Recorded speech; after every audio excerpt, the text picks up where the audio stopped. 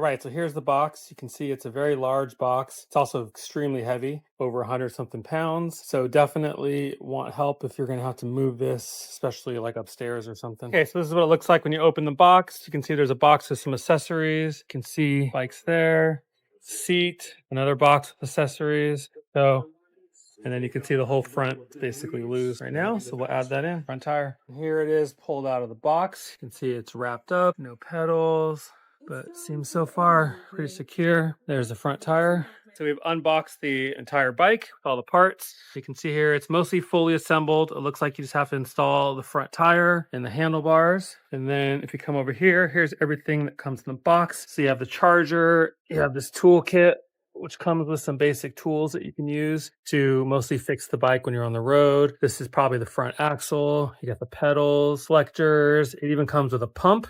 And it's kind of a plastic pump, so I would use this more of like an emergency backup, but it does have a pump. Here's your bolts, not really that many bolts, but primarily then it has all these different fenders. So these are just plastic. They look like carbon fiber, but they're basically graphics. You can see here, it's not carbon fiber. And then it has these straps here. These are probably meant to install the fenders, hold these fenders. And then it has the front light as well. So we'll get installed. Oh, and lastly, the keys. So here's the keys. They have 2 keys. It's kind of cool. They fold over like that. So you can close them inside the battery compartment. And it also has the 2 key fobs. This is kind of interesting. These are just kind of floating around in the box. They weren't attached to anything, which I thought was a little weird, but luckily I found them. And then you can see over here on the bike itself, there you go. That's how you open it. That's where the key goes. That's why the key, you can leave the key in here and then shut this. That's why it bends on and off. So we'll get started on the build.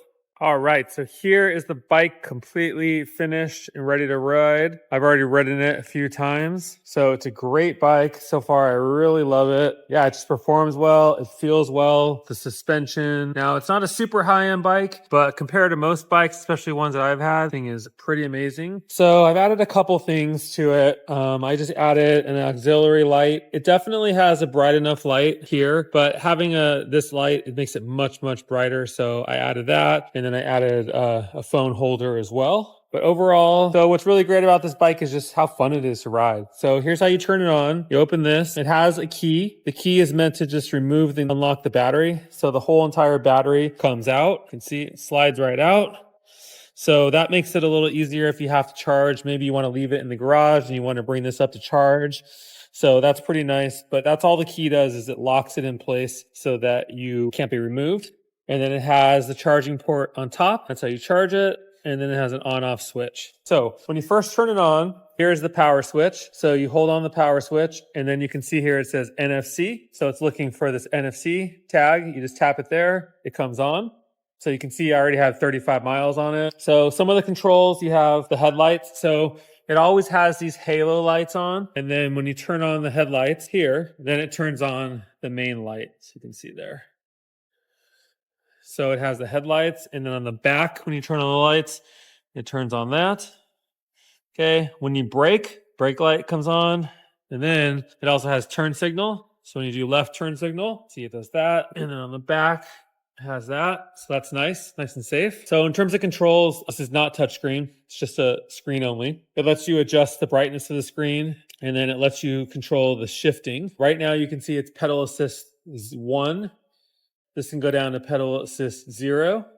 And as you press up, there you go, you can go up to 5. So that controls how much power it puts in when you actually pedal. And then you also have the option to turn the throttle. So you also have the option to turn the throttle to make it go. And then here's the shifter to shift up and shift down, and then the brakes. So I actually added these silicone covers on the brake handles. Makes it a little more comfortable, better grip. These handle grips are not very high end. They're kind of cheap actually. They have kind of a more plasticky feel than rubber. So potentially you might want to switch those out to have just a better grip. But everything else seems really good. Seat itself is really soft. It's big. You could definitely, if you wanted to, fit 2 people on it, one in the front, one in the back. All of these, I added all of them. They're optional. Most people do add these. I think some people do not add these additional ones. I added them just for now. You can always take them off. It's just good to prevent mud, dirt flying up. In terms of the shocks, you can see here, it is an HLT 100. I don't know much about these, but I did look it up, and it is a brand named